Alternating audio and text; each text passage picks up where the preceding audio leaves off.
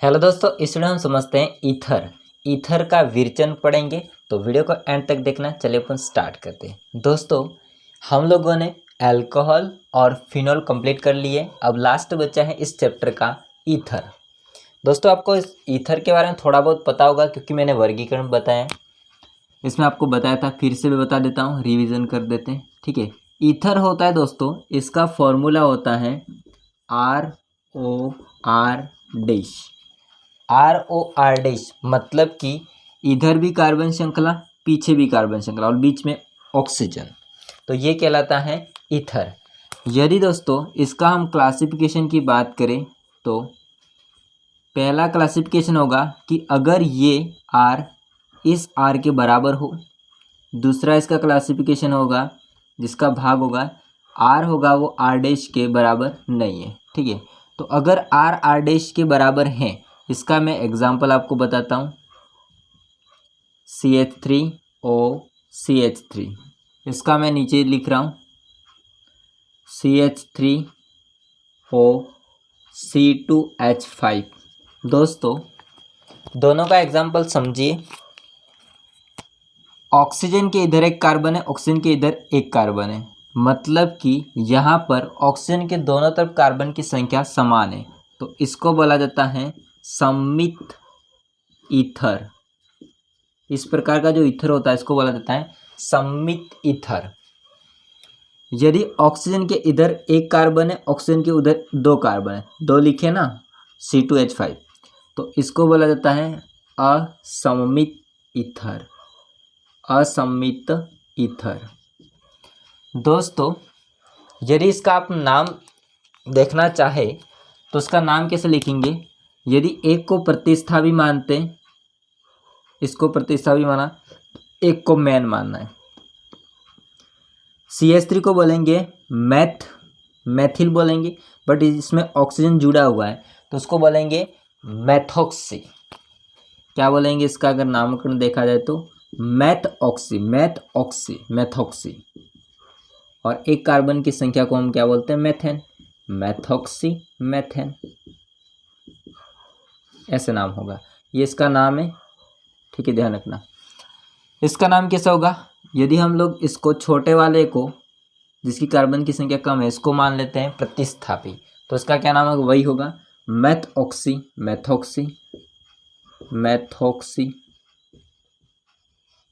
दो कार्बन को क्या बोलते हैं? एथ और एथेन। ठीक है, सिंगल बॉन्ड है, तो ये इसका नाम हो जाएगा। तो ये कहानी है इसके बारे में, क्लासिफिकेशन के बारे में। छोटा सा क्लासिफिकेशन था इसका। अब हम समझते हैं दोस्तों, भाई साहब इसका निर्माण कैसे होता है। तो आप लोग याद रखिए, ROR डैश ये हमारा बनना चाहिए किसी भी हाल में। ठीक है दोस्तों, ईथर होता है, इसके विरचन या निर्माण की विधि में सबसे पहली अभिक्रिया विधि का नाम है अल्कोहलों के निर्जलीकरण द्वारा।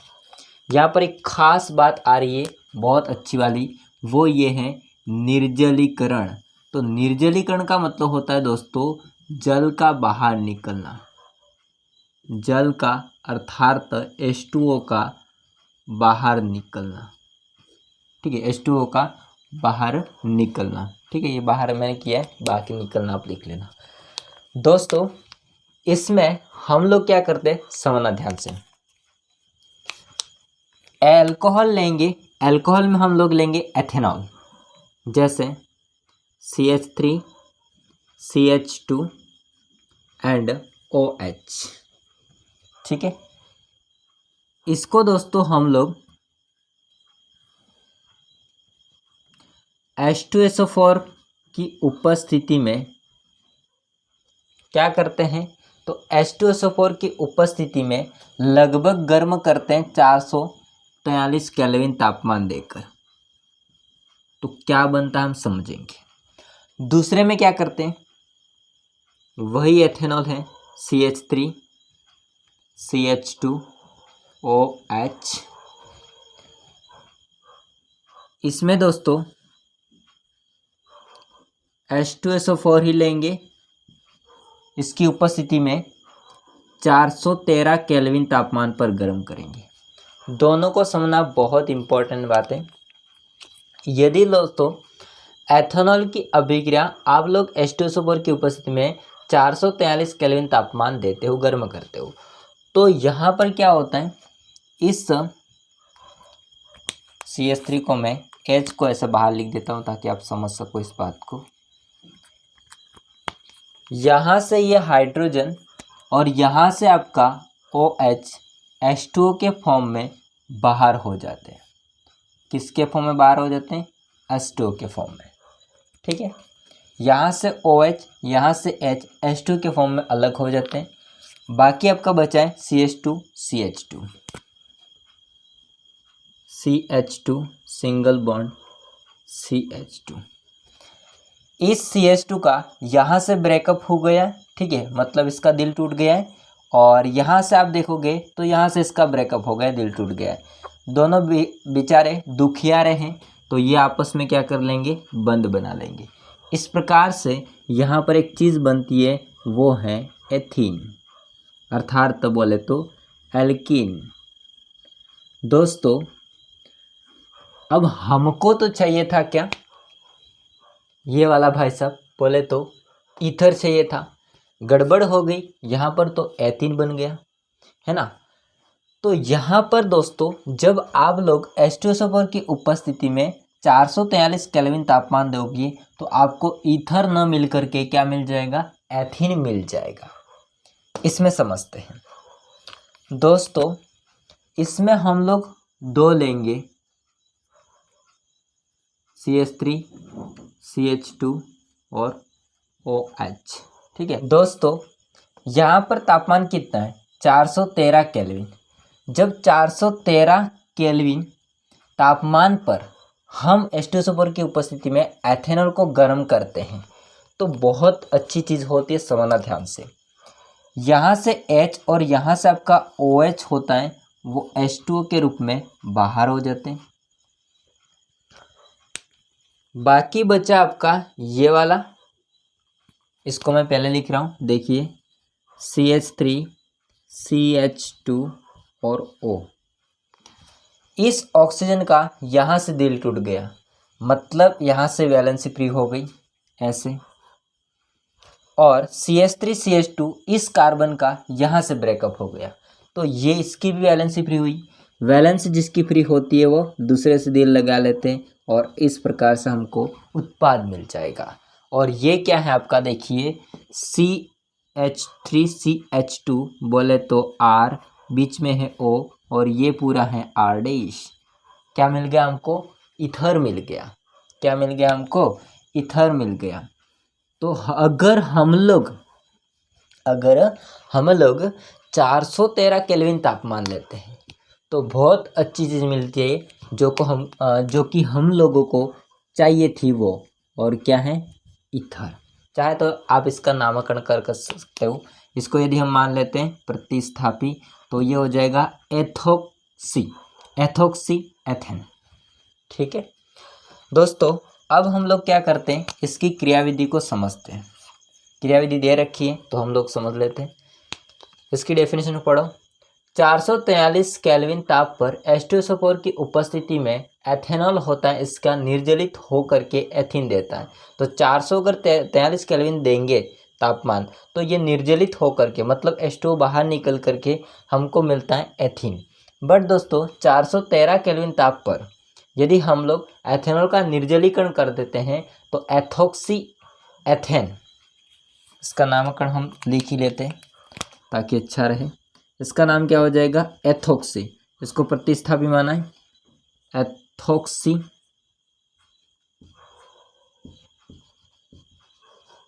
और इसको बोलते हैं एथेन, एथोक्सी एथेन, जो कि अपने आप में क्या है? मुख्य उत्पाद देता है या मिलता है। दोस्तों अब इसकी क्रियाविधि को समझते हैं, स्क्रीनशॉट ले लीजिए। हाँ दोस्तों, अब इसकी क्रियाविधि को समझिए ध्यान से। क्रियाविधि कि किस प्रकार से आपका ईथर बना सेकेंड वाली रिएक्शन में। क्रियाविधि में दोस्तों सबसे पहले हम लोग लेते हैं एक एथेनॉल, दो लिए थे हम लोगों ने, ये वापस मैंने रिएक्शन लिख दी है। इसमें एक एथेनॉल को लेता हूँ मैं CH3CH2OH। दोस्तों इस ऑक्सीजन ने 2 बंध बना रखे, समझना ध्यान से, इस ऑक्सीजन ने 2 बंध बना रखे, बाकी इसके ऊपर 4 इलेक्ट्रॉन होते हैं ऐसे। यहाँ पर हम लोगों ने H2SO4 लिया था उत्प्रेरक के रूप में, और अम्ल होता है वो हमको देता है एक चीज़, वो है H+, तो H+ आयन देता है। उसी प्रकार से हम लोग यहाँ पर H+ को काम में लेंगे। दोस्तों क्या होता है, ये जो H+ होता है, ये H+ इसके पास में कोई इलेक्ट्रॉन नहीं है, मतलब प्लस दिखा रहा है, इसका मतलब प्रोटॉन ज़्यादा है इलेक्ट्रॉन कम है। तो इसके पास में इलेक्ट्रॉन नहीं है तो वो इलेक्ट्रॉन ढूंढता फिरेगा, और जहाँ पर इसको इलेक्ट्रॉन मिल जाएंगे वहाँ जाके जुड़ जाएगा। अर्थात हम ये कह सकते हैं कि ये ऑक्सीजन होता है, इस हाइड्रोजन पर दया करके इसको इलेक्ट्रॉन प्रदान करता है। तो फिर आपका H+ होता है वो आके डायरेक्ट यहाँ पर जुड़ जाएगा। देखते जाइए आप लोग, H होता है वो आकर के मान लेते हैं यहाँ पर जुड़ गया। बट दोस्तों एक बात और, जो इलेक्ट्रॉन देता है उस पर कौन सा चार्ज आएगा, प्लस, क्योंकि उसने इलेक्ट्रॉन दिए हैं। इसके पास में अब 2 इलेक्ट्रॉन तो रहेंगे और साथ में आ जाएगा प्लस चिन्ह। यहाँ पर ये क्या था, एथेनॉल, और एथेनॉल पर अगर प्लस चिन्ह आता है तो इसको बोला जाता है प्रोटॉन युक्त अल्कोहल, या फिर आप लोग इसको बोल सकते हो प्रोटोनित अल्कोहल। प्रोटोनित अल्कोहल, अल्कोहल हल, ओके, ठीक है। इसको वापस लेते दोस्तों, इसको मैंने वापस लिखा है। अब हम लोग 2 में से एक तो एथेनॉल काम में ले लिया, अब दूसरा हम काम में लेते हैं। दूसरा एथेनॉल हम लोग दोस्तों लेते हैं CH3 CH2O और H। इसमें भी सेम बात यही है कि यहाँ पर आपका ऑक्सीजन है, उसके ऊपर 4 इलेक्ट्रॉन है। अगर युग्म में बोले तो 2 इलेक्ट्रॉन युग्म, इलेक्ट्रॉन में बोले तो 4 इलेक्ट्रॉन। इस ऑक्सीजन होता है, इस ऑक्सीजन के पास में इलेक्ट्रॉन की कमी हो गई है। बट दोस्तों ऑक्सीजन और ऑक्सीजन होता है इसकी दुश्मनी है, अर्थात ये ऑक्सीजन इस ऑक्सीजन को इलेक्ट्रॉन देने नहीं आएगा। तो फिर क्या होता है, ये आपका कार्बन चतुराई का काम करता है, चाहे भाई साहब तेरे से दुश्मनी है पर मेरे से तो नहीं हो सकती, तो ये आपके बंध के इलेक्ट्रॉन होते हैं वो प्रदान करता है इस ऑक्सीजन को। मतलब बंध के जो इलेक्ट्रॉन थे वो ऑक्सीजन को दे देता है, और ऑक्सीजन होता है यहाँ से आपका 2 हाइड्रोजन को लेकर के दोस्तों H2O के फॉर्म में बाहर हो जाता है। ये लिख दिया H2O, ठीक बात है। अब क्या होता है, इसने इलेक्ट्रॉन दिए हैं तो इस पर आ जाएगा प्लस। जैसे ही इस कार्बन पर प्लस चिन्ह आता है, इस ऑक्सीजन की कोई दुश्मनी नहीं है और वो संतुष्ट होकर के इलेक्ट्रॉन देने के लिए किस पर आ जाता है, इस कार्बन पर आ जाता है। मतलब कि सिंपल सी बात है कि ये होता है वो इस ऑक्सीजन से जुड़ जाएगा। तो मैं इसको लिख रहा हूं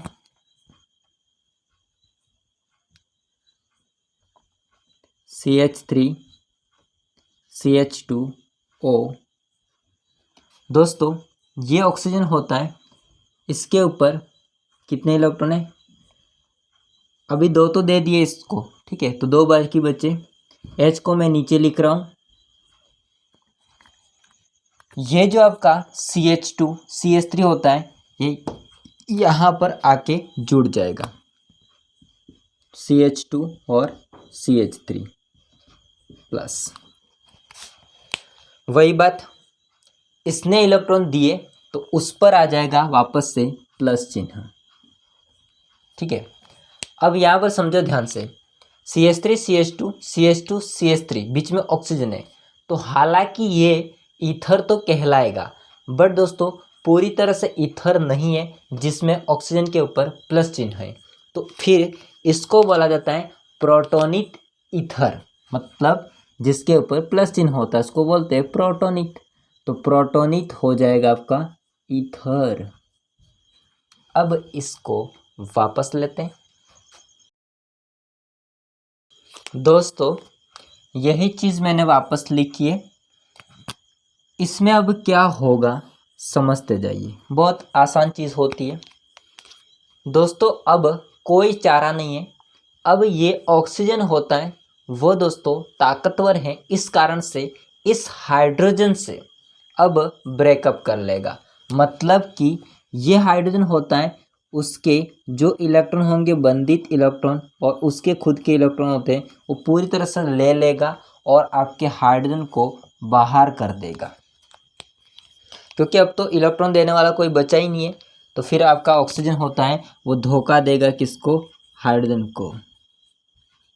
तो फिर फाइनली हमारा जो प्रोडक्ट ऊपर रिएक्शन में बना था वो बन जाएगा, और H होता है वो जैसे ही वो आया था गरीब होकर के, धोखा खा करके वापस निकल जाता है बाहर।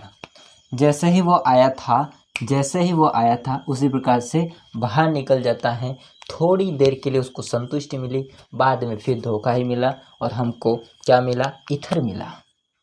तो हमारे लिए तो बहुत अच्छी बात है। ठीक है, यही जो है ना पीछे बना था वही तो वापस बन गया।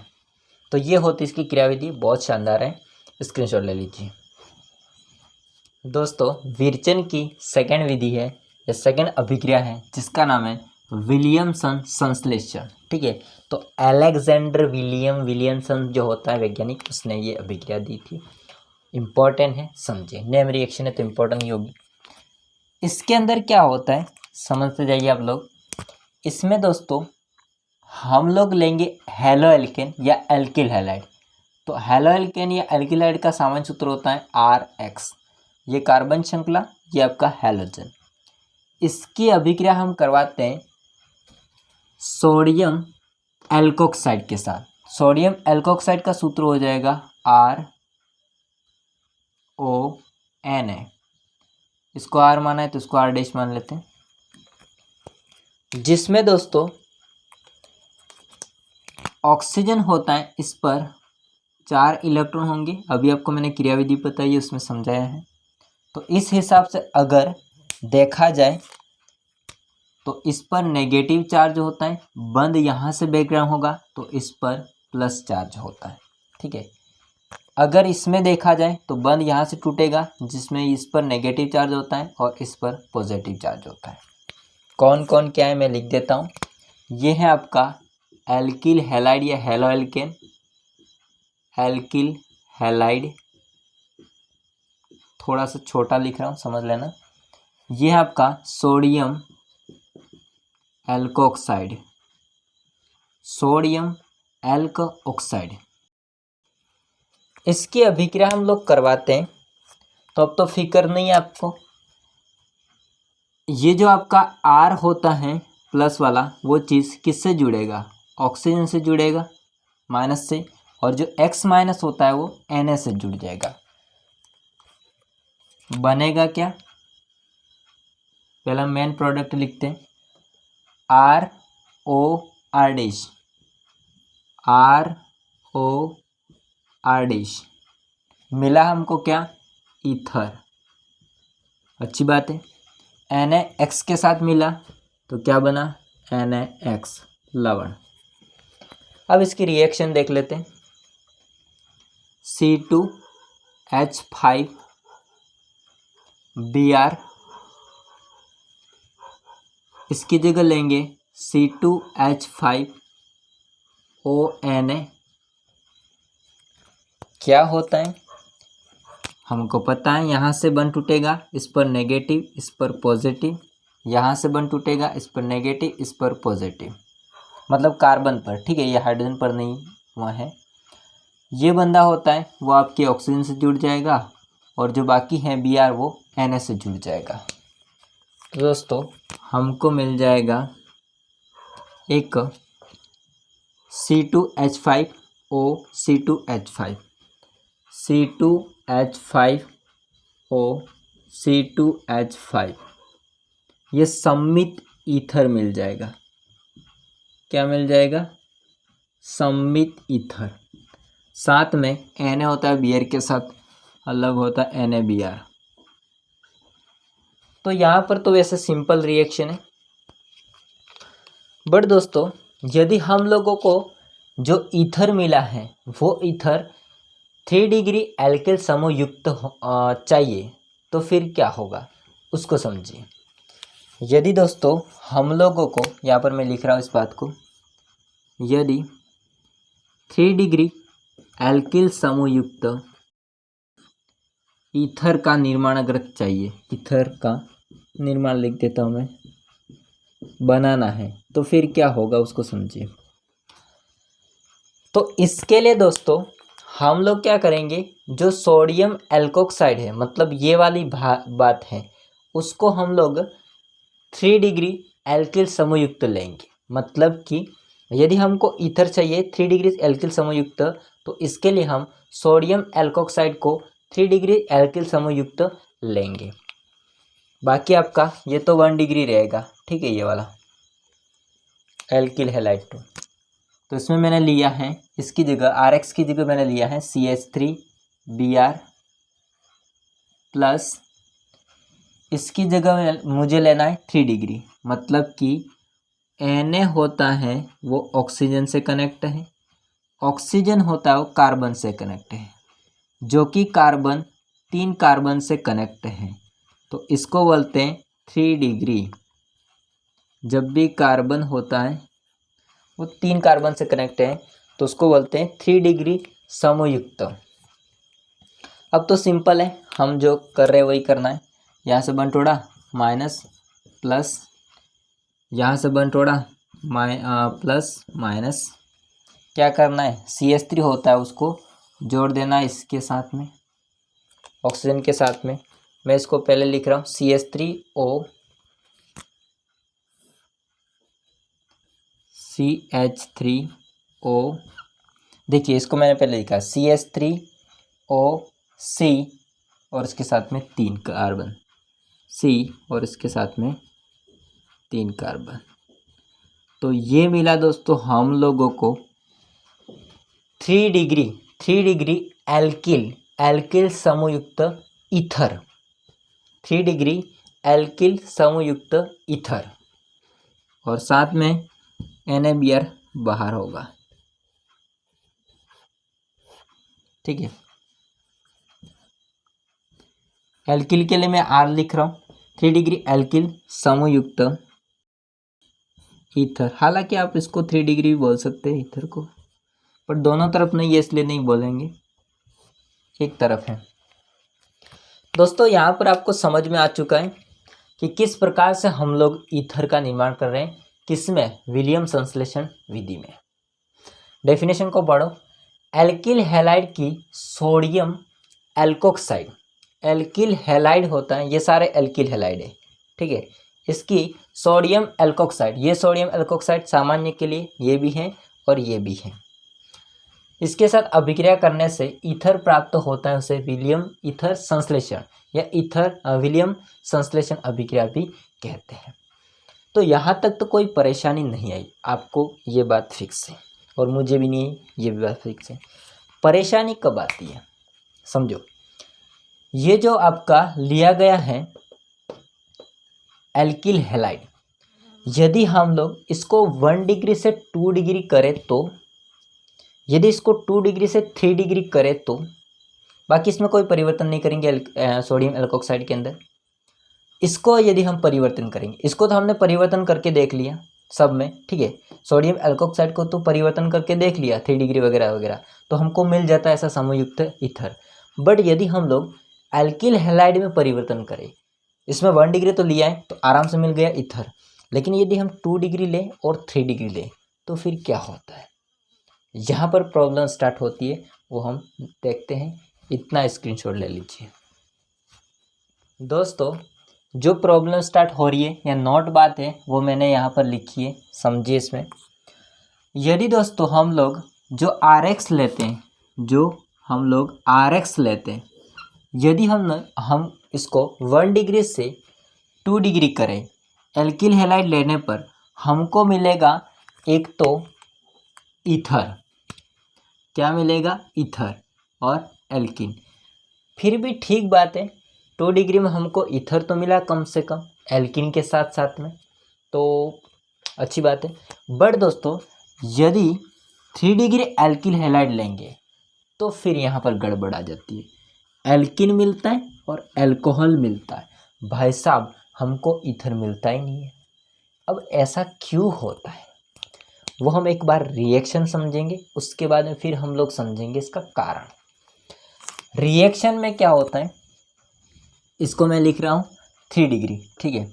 मतलब कि आपका हैलोजन जिस भी कार्बन से कनेक्ट हो दोस्तों, वो कार्बन 3 कार्बन से कनेक्ट हो, तो फिर ये जो कहलाता है वो है 3 डिग्री एल्किल हैलाइड या हैलो एल्किल हैलाइड। आ रही है बात समझ में। इसकी अभिक्रिया हम लोग करवाते हैं सोडियम एल्कोक्साइड के साथ। इसको मैं ऐसे लिख रहा हूँ, एल्कोक्साइड को CH3O और Na, ठीक है। ये हालांकि उल्टा करके लिखा मैंने, CH3O Na ऐसा होता है ना, तो उसको मैंने ऐसे लिखा। क्या होता है, यहाँ से बंध टूटेगा तो इस पर नेगेटिव है, इस पर पॉजिटिव है। यहाँ से बंध टूटेगा, इस पर नेगेटिव है, इस पर पॉजिटिव है। ये तो बात कन्फर्म है। तो यहाँ से आपका Na और Br होता है वो बाहर निकल जाएगा।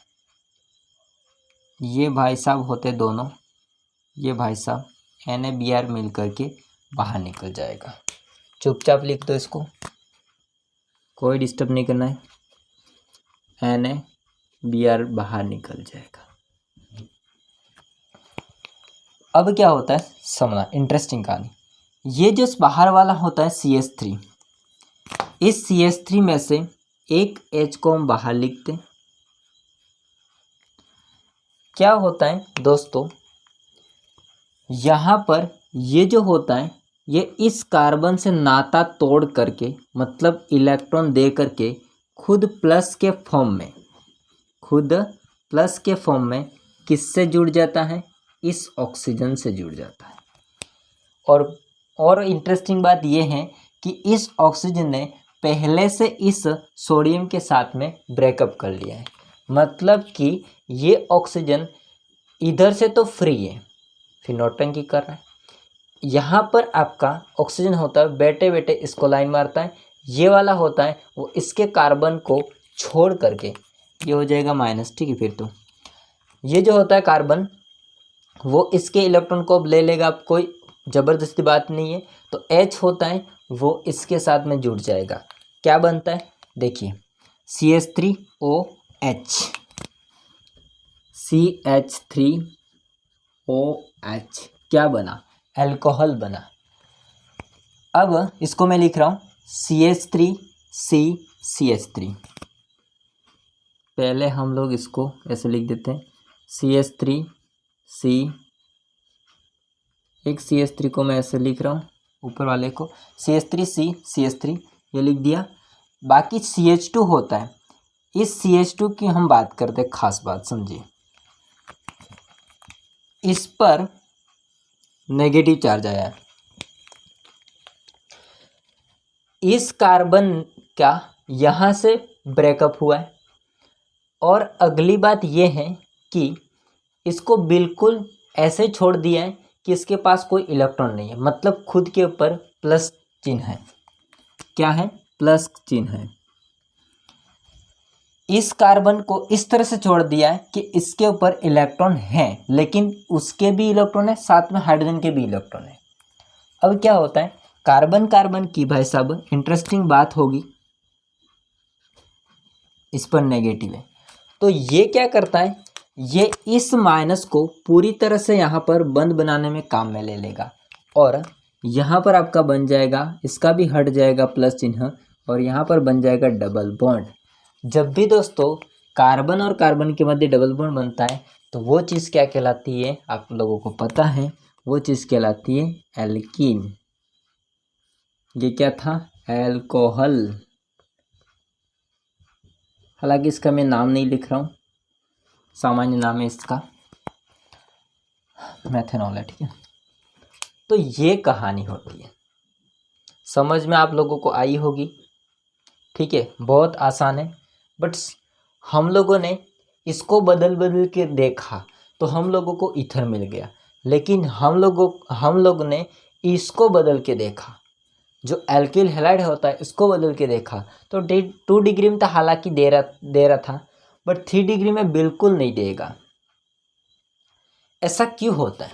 ऐसा इसलिए होता है दोस्तों क्योंकि RO मतलब ये कहलाता है आपका चीज़ R और ये कहलाता है O माइनस, RO CH3O, ये एल्कोक्साइड आयन प्रबल क्षार होता है। ये कैसा होता है, प्रबल क्षार होता है। इस कारण से दोस्तों 3 डिग्री जो आपका एल्किल हैलाइड लेने पर ईथर नहीं मिलता है और हम लोगों को क्या मिलता है, अल्कोहल प्लस एल्कीन मिलता है।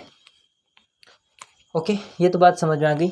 अब हम इस विधि से क्या बना सकते हो वो समझते हैं। मैं यहाँ पर लिख रहा हूँ और चीज़, ये तो अलग अभिक्रिया होगी। इसी विलियम संश्लेषण उसके द्वारा ही हम बनाते हैं। तो हम लिखेंगे इस विधि द्वारा या इस विधि द्वारा जो आपका फिनॉल होता है उससे हम लोग क्या बनाते हैं, ईथर बनाते हैं। फिनॉल से ईथर बनाया जाता है। साइड बात है, देखते जाइए। यहाँ पर फिनॉल का सूत्र होता है बेंजीन के ऊपर OH। मैं इसको छोटा बना रहा हूँ, यहाँ पर जगह कम है। बेंजीन के ऊपर OH हो तो उसको बोलते हैं दोस्तों फिनॉल। इसकी अभिक्रिया हम लोग करवाते हैं सोडियम हाइड्रोक्साइड के साथ। क्या होता है तो यहाँ से H, यहाँ से OH H2O के फॉर्म में बाहर हो जाएंगे। बाकी बचा सोडियम, ये इसके साथ जुड़ जाएगा और एक मध्यवर्ती बन जाएगा और वो मध्यवर्ती है दोस्तों बेंजीन के ऊपर ONA। इसको बोलते हैं फिनॉल, तो इसको बोलेंगे सोडियम फिन ऑक्साइड, ठीक है दोस्तों। इस सोडियम फिनॉक्साइड की अभिक्रिया हम लोग करवाते वापस एल्किल हैलाइड से, RX से। आप लोग को पता है अब तो क्या बाहर निकलेगा, तो यहाँ से आपका सोडियम होता है वो इस Cl को Cl नहीं, X मतलब हैलोजन Cl भी हो सकता है, Br हो सकता है, तो इसको लेकर के अलग हो जाएगा लवण के फॉर्म में। बाकी जो R होता है वो इस ऑक्सीजन से जुड़ जाएगा। तो मेन उत्पाद है हमारा ईथर। तो यहाँ पर हम लोगों को मिल जाएगा ईथर कैसे, ROR डैश, बेंजीन मतलब एरोमेटिक है तो इसमें कुछ भी ले सकते हैं हम लोग। NX बाहर निकल जाएगा, मैं इसको लिख रहा हूँ यहाँ पर, समझ लेना थोड़ा सा छोटा लिख रहा हूँ। और ये मिल गया आपका ईथर। एक साइड में कार्बन श्रृंखला मतलब एरोमेटिक है हालांकि, तो इससे हम अगर फिनॉल लेते हैं तो फिनॉल से भी हम क्या बना सकते हैं, ईथर। ये भी क्या कहलाती है आपकी ईथर संश्लेषण, विलियम ईथर संश्लेषण अभिक्रिया, ठीक है दोस्तों। ये था आपका पूरा ईथरों का विरचन। इसके अंदर 2 अभिक्रिया थी विरचन की और वो भी मोस्ट इम्पॉर्टेंट थी और मैंने आपको कोशिश की है दिल से समझाने की। बाकी हम पढ़ेंगे नेक्स्ट वीडियो में ईथर का रासायनिक गुणधर्म या फिर रासायनिक अभिक्रिया। तो ये वीडियो कैसा लगा कमेंट करके बताइएगा। वीडियो अच्छा लगा हो तो लाइक कीजिए, चैनल को सब्सक्राइब नहीं किया तो कर देना। मिलते हैं नेक्स्ट वीडियो में, तब तक जय हिंद, वंदे मातरम।